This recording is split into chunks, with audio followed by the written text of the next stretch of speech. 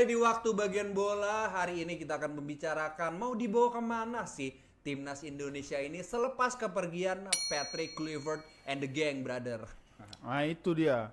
Ini sama seperti lagu Mau Dibawa Kemana. Oh, Peter Pan.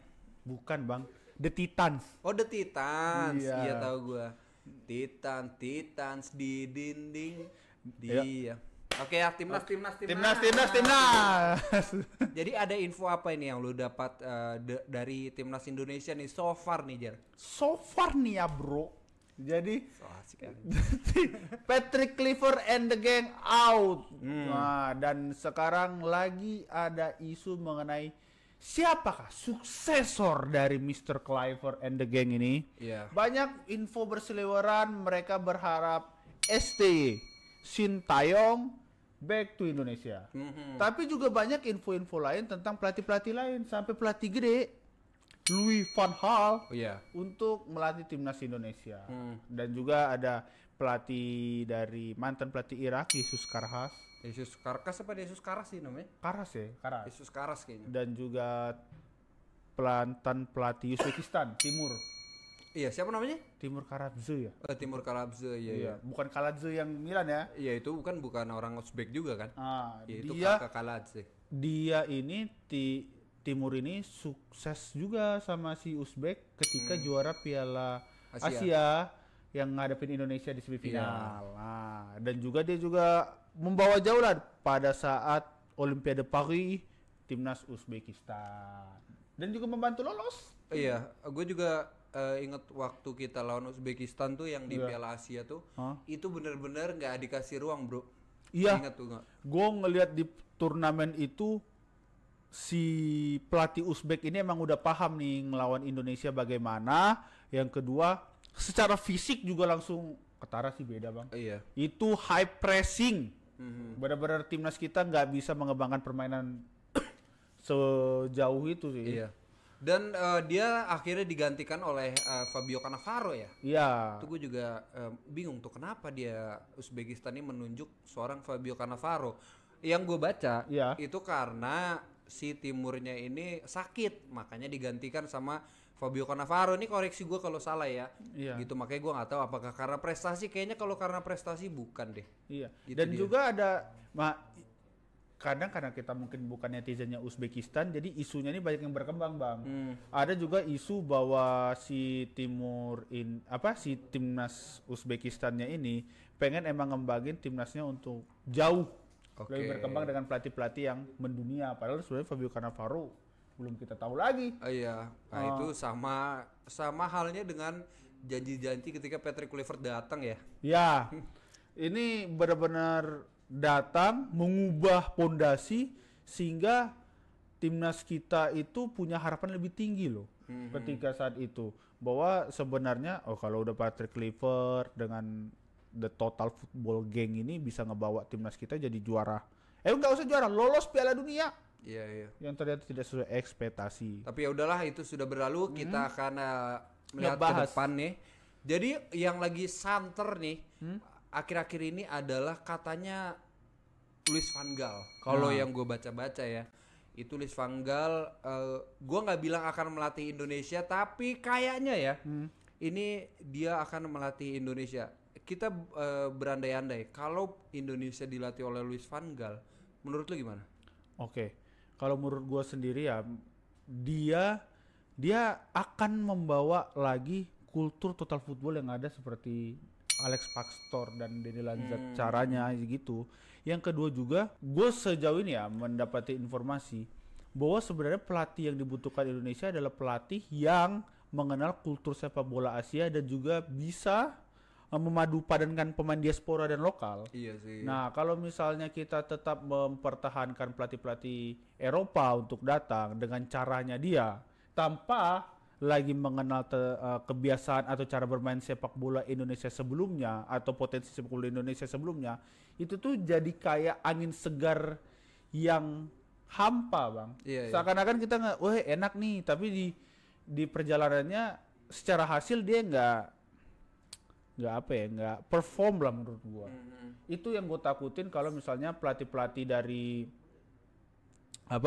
pelatih-pelatih dari Eropa untuk datang ke Indonesia.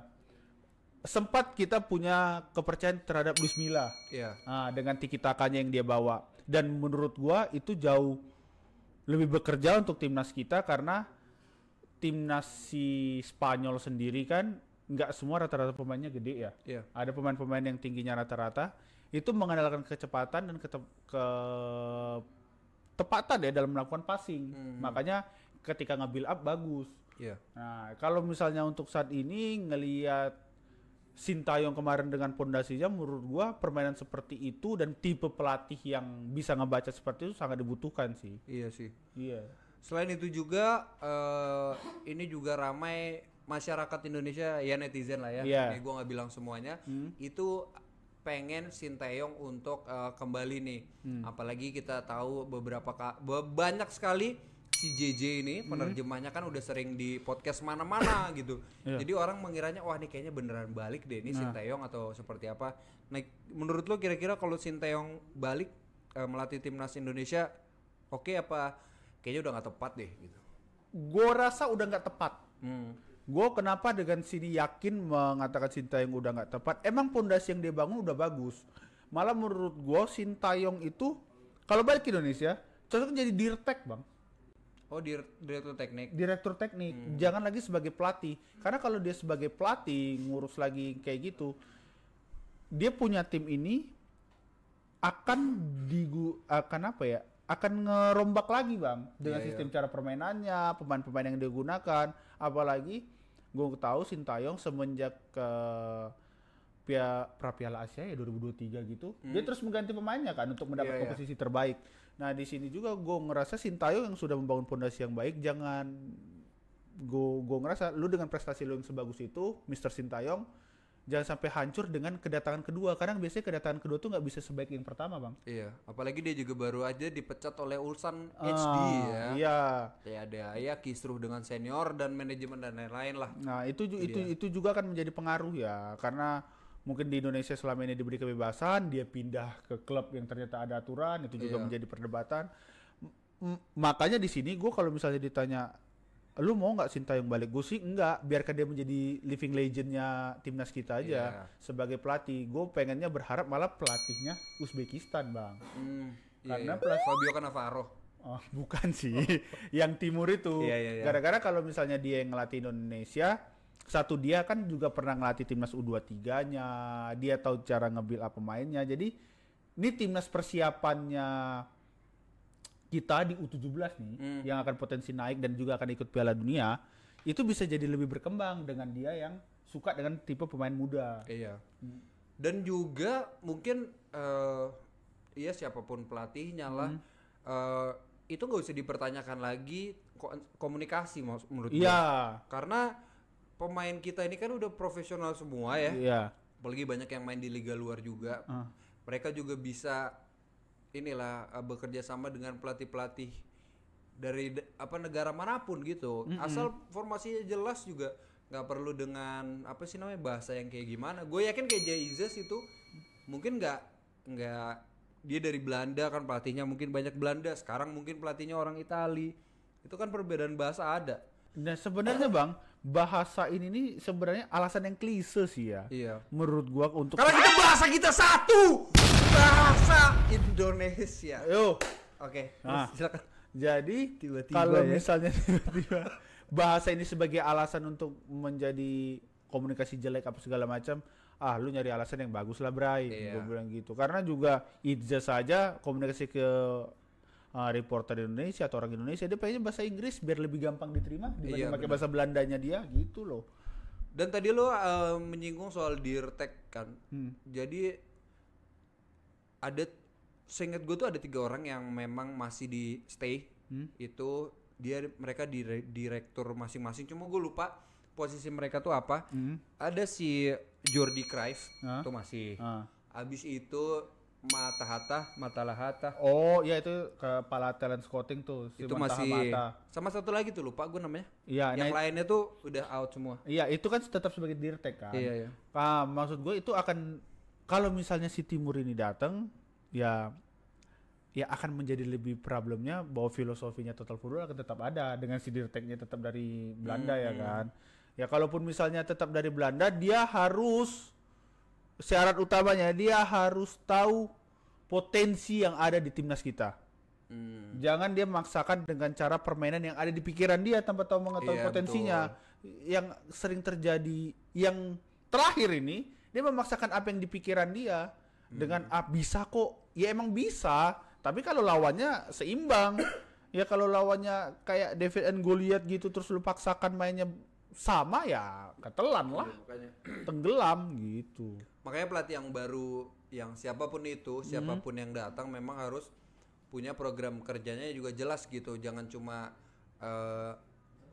dia melatih timnas gitu, tapi dia juga harus dia tuh membangun filosofi berdasarkan yang kayak lu bilang tadi. Ini timnas nih kemampuannya seperti apa. Yang kita tahu pemain timnas kita itu kan banyak pelari, kayak misalnya Yance, habis itu ada mungkin Beckham. Nah, sudah manfaatin aja yang itu sebagai gimana caranya ya biar formasi ini works karena banyak pelari nih kita. Nah, udah kayak gitu aja gitu, nggak usah kayak oke, kita harus total football, tiki taka, Spanyol dan lain-lain. Ngapain? Nah, itu. Kalau kalah mah. Nah, itu inti dari sepak bola itu ya. Itu menang, permainan cantik tuh bonus. Iya. Kalau misalnya lu main cantik tapi kalah ngapain? Itu dia.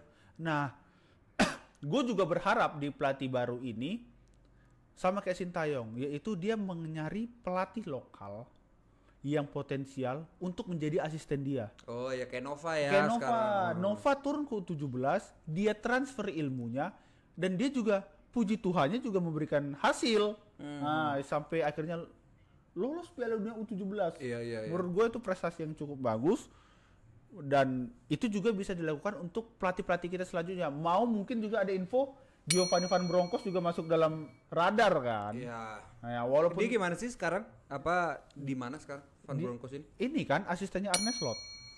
Oh, dia asisten Arne Slot Liverpool. Iya, Liverpool. Susah sih. Ya, iya sih ya perbandingannya. Tapi maksud gua siapapun pelatihnya itu dia harus membawa pelatih-pelatih lokal yang masih potensial, masih usia-usia baru 40 yang lagi mau mengembangkan karir untuk menjadi bagian dari dia. Iya. Dan juga ini paling ya untuk federasinya sendiri gitu. Kalau misalnya ya gue rada bosen sih ngomonginnya, cuman kalau orang-orang yang sebenarnya udah nggak kompeten, nggak perlu cuma bikin dia pengen naik pamor sendiri, mendingan nggak usah, ngapain. Nah, gue tuh kadang berpikir ya, exco atau segala macam tuh kayak dibikin tesnya gitu loh. Ini sebelum lu masuk tuh tentang kemampuan lu, tujuan lu sebagai exco itu apa gitu. Jangan cuma sekedar sebagai bancakan aja. Iya kan. Soalnya jujur aja gue nggak tahu kerjaan exco apaan. Jujur aja, mungkin kalau ada yang tahu kerjaannya apa sih, job desk-nya apa ya, boleh tulis di kolom komentar ya. Jadi kita tercerahkan. Soalnya gue nggak tahu. Iya, dibikin fit and proper test. Jadi kayak ke lembaga-lembaga negara kan, kepala lembaga kan dengan fit and proper test gitu. Dia bikin juga. Nih gue exco, gue perwakilan dari wilayah ini yang gue mau bawa dari misi kerja gue sebagai exco ini untuk gini. Gitu. Jadi ntar ada sekian berapa exco itu dipilih nih mana yang terbaik, punya satu visi yang sama untuk membangun sepak bola. Jangan biasain ketika Indonesia timnas lagi bagus diganti karena alasan yang tidak penting. Iya, makanya jangan sampai kejadian ST ini berulang sama pelatih yang baru gitu. Iya. Lagi proses tiba-tiba dipecat dengan alasan yang nggak jelas. Soalnya ini nggak cuma ST sebenarnya, dari era Luis Milla kan. Iya. Itu juga kayak gitu. Nah, maksud gua kalaupun misalnya tadi kemarin tuh STY, kita gagal nih sama STY itu gitu. Kayak ya udah. Iya, ya udah. Kita udah berterima kasih banget loh bisa sampai sejauh ini gitu. Gitu. Jadi ya mungkin sih kalau untuk mendukung timnas sih gua sampai kapanpun gua akan selalu mendukung timnas, tapi mengkritik juga perlu, asal mengkritik yang membangun, terutama untuk federasi juga. Jangan anti kritik, misalnya dikritik langsung dicari rumahnya di mana dan lain-lain. Buat apaan sih? Kritik itu bentuk cinta, bro. Iya, nggak mungkin lah kalau misalnya kita udah nggak kritik lagi, nggak peduli sama timnas, ya bingung loh. Kosong, tiba-tiba timnas main stadion kosong gitu.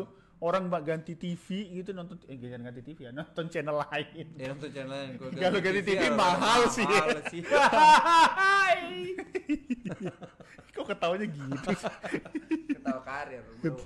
Apalagi nih yang bisa kita sampaikan untuk timnas nih kira-kira akan dibawa kemana? Iya, gue mau menyampaikan bahwa mohon arah angin timnas itu selalu harus jelas.